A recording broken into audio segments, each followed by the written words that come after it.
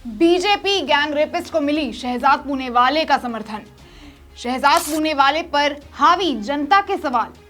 शहजाद पूनेवाला ने कांग्रेस पर दागा अपना निशाना। नमस्कार, आप देख रहे हैं देश नीति और मैं आपके साथ गीटी भाव्या।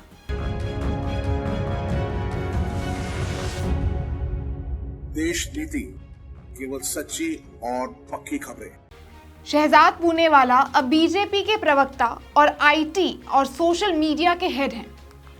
एक जमाने में बीजेपी के खिलाफ हुआ करते थे।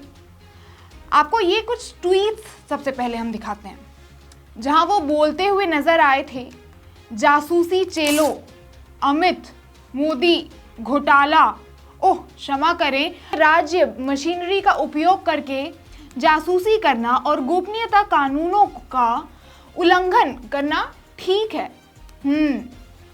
वहीं दूसरे पोस्ट में उन्होंने लिखा, मुझे हमेशा से पता था कि मोदी में जासूसी करने की प्रवृत्ति है, लेकिन यह तरीका बहुत दखल देने वाला है, यहाँ तक कि एक नियंत्रित जीवन साथी के लिए भी। वहीं एक और ट्वीट में वो लिखते हैं 2014 की कि अब की बार बलात्कारी, गुंडे, दंगाई, घोटालेबाज की सरकार। सही है यार। और एक बार उन्होंने ट्वीट करके बताया भी था कि वो बीजेपी ज्वाइन नहीं करेंगे, जैसे कि आप देख सकते होंगे 22 नवंबर 2017 को की थी। मैं आपको ट्वीट पढ़ के बता देती हूँ। मैं आपको विश्वास दिलाता हूँ कि मैं बीजेपी में शामिल नहीं हो रहा हूँ। कभी नहीं सोचा था कि आप अमित शाह के बारे में ऐसा महसूस करते हैं, लेकिन मैं आपसे सहमत हूं। मुझे पता था कि आपने कहा था कि पीएम आईएसआई एजेंट थे। वैसे भी आज अमित जी को भी नहीं छोड़ा। उम्मीद है मम्मी बुरा मत मानना, उसे कह देना बेहोश हो गया कि इसी तरह का हो गया।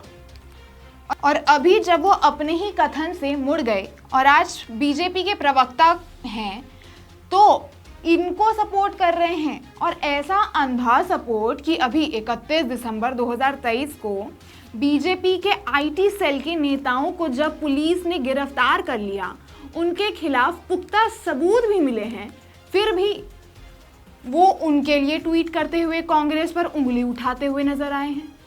देखिए, उन्होंने ये फोटोज तो पोस्ट करते हुए फोटोज को पोस्ट किया है। कुछ स्क्रीनशॉट्स हैं जो कि कांग्रेस के नेताओं के विरोध में हैं, और इसमें उन्होंने लिखा है, इस पे ट्वीट कर, हो सकता है सुप्रिया तेरी अलाउंस काट देगी। अब मैं आपको बता दूं कि मैं आपको ये पोस्ट और इन सब के बारे में क्यों बता रही हूँ।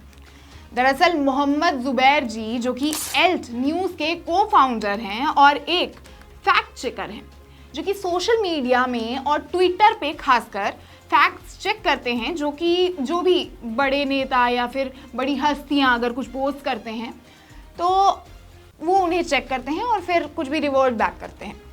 तो उन्होंने शहजाद पूनेवाला को टैग करके कुछ पोस्ट डाले। उसमें वो उनके पुराने ट्वीट्स को पोस्ट करके उनसे सवाल कर रहे थे कि उन्होंने ये पोस्ट डिलीट क्यों कर दिया है, जो पूनेवाला ने ही करा था अमित शाह और मोदी के खिलाफ, जैसा कि मैंने आपको पढ़ के सुनाया। एक ज़माने में हालांकि किया था। तो जैसा कि मैंने आपको ऊपर के पोस्ट पे बताया, पर इसी बात पे जंग भी छिड़ गई ट्विटर पे ही। जहां जुबैर ने पोस्ट किया, वहीं पूनेवाला को मिर्ची लग गई और उन्होंने भी जुबैर को टैग करते हुए कुछ फोटोज पोस्ट कर दिए, जिसमें वो कांग्रेस पर लालछन लगाते हुए नजर आए। और आप उनके भी ये कुछ ट्वीट्स देखिए, जिसमें उनके जवाब भी देखिए। ये कुछ फोटोज हैं और कैप्शन में उन्होंने लिखा है, इस पे ट्वीट कर, हो सकता है सुप्रिया तेरी अलाउंस काट देगी। हालांकि शहजादे पूनेवाला का गुस्सा भी जारी ही था।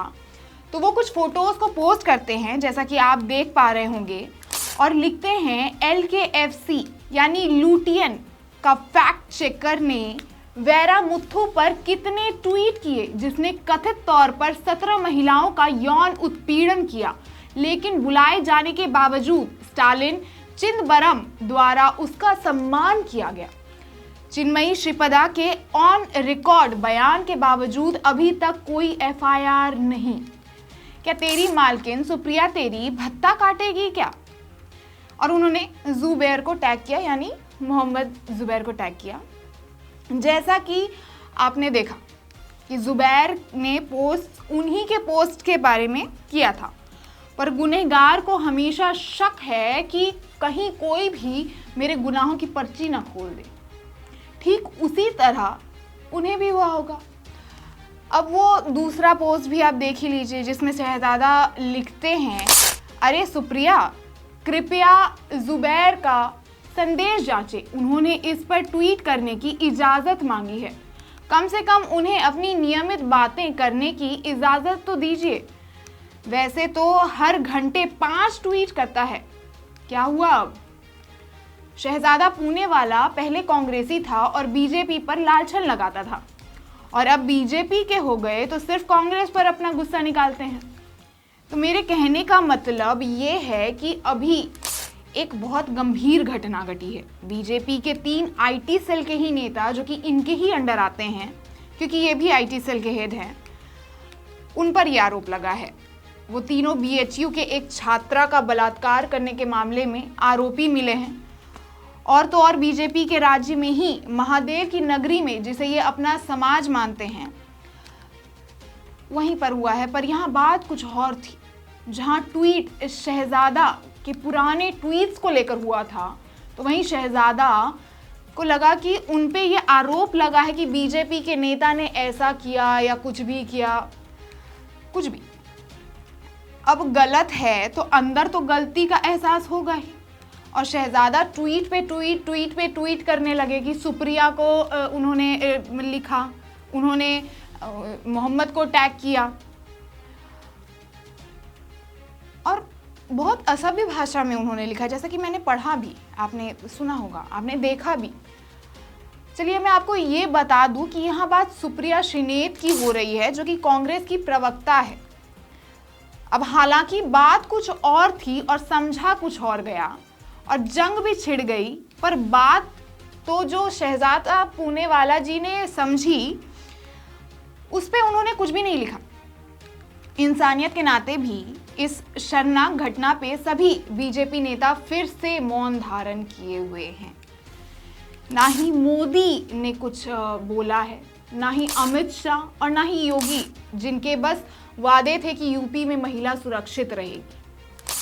यहाँ तक कि स्मृति ईरानी ने भी कुछ नहीं कहा, जो कि खुद भी एक महिला है और महिला एवं बाल विकास अल्पसंख्यक कार्य की मंत्री भी है, और तो और उत्तर प्रदेश के अमेठी से है, क्योंकि ये घटना भी उत्तर प्रदेश की ही है। तो लेकिन उसके बावजूद भी सब के सब चुप। बस राम मंदिर का जाप चल रहा है, जहां महादेव की नगरी में ऐसी शर्मनाक घटना घटती है, बलात्कार जैसे संगीन अपराध होते हैं, वो भी बीएचयू कैंपस, मतलब बीएचयू के जैसा कैंपस के अंदर, जो कि फिर एक बार कहीं ना कहीं सिस्टम पर ही सवाल उठता हुआ दिखता है। चलिए 2 मिनट के लिए भूल जाइए कि ये किसी बीजेपी के नेता ने किया है। तो मान लीजिए कि अगर वो खुदा न खास्ता उनकी बहन या बेटी होती, तो तब भी वो ऐसे ही मौन धारण किए हुए होते, ऐसे ही दूसरों पर उंगली उठाते, जिसका इसमें अभी कोई फिलहाल तो कोई बात नहीं हो रही है, और अपना पक्ष देखे बिना विपक्ष पर सवाल दागते। ऐसे पढ़े लिखे लोगों से ऐसी उम्मीद तो नहीं थी, पर राजनीति में कौन कब क्या बन जाए नहीं कह सकते हैं। ठीक वैसे ही जैसे गैंग रेप के आरोपी और बीजेपी के नेता सक्षम पटेल के साथ इनकी भी तस्वीर है। हालांकि इनका कोई डायरेक्ट ट्वीट नहीं आया है, पर जवाब में किसी विपक्ष के लिए आरोप जरूर तैयार रखे थे। अब सवाल यहाँ ये उठता है कि कोई खुद के गिरबान में झांके बिना दूसरे पर उंगली कैसे डाल सकता है, भले ही सामने वाला अपराधी हो। जब आपके खुद के नेता बलात्कारी हैं, इतने गंभीर आरोपी हैं, तब भी आपको अपनी गलती के ऊपर कांग्रेस की गलती दिखती है। चलिए हो भी तो भी सरकार आपकी है, आपका धर्म है कि जो नारे आपने लगाए थे बेटी बचाओ बेटी पढ़ाओ, उसको मुकम्मल कीजिए।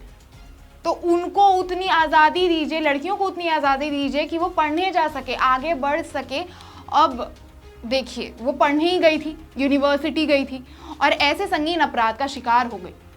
अब उसका क्या कसूर था कि वो सिस्टम पर भरोसा करके घर से निकलती है और पढ़ाई करने के लिए निकलती है और बीजेपी के नेताओं के हाथों से शिकार बन जाती है।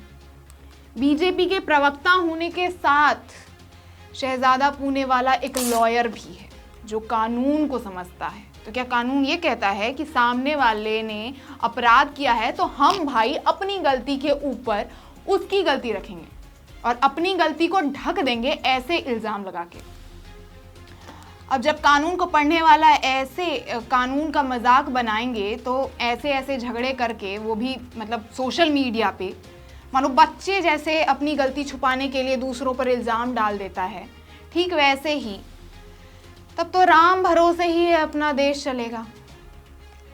चलिए, खैर है, आपका क्या मानना है इस विषय पे हमें कमेंट करके ज़रूर बताइएगा और वीडियो अगर पसंद आए तो इसे लाइक, कमेंट और शेयर ज़रूर कीजिएगा। अपना ध्यान रखिएगा और वीडियोस अगर और देखने हो तो सब्सक्राइब करना भी मत भूलिएगा। धन्यवाद।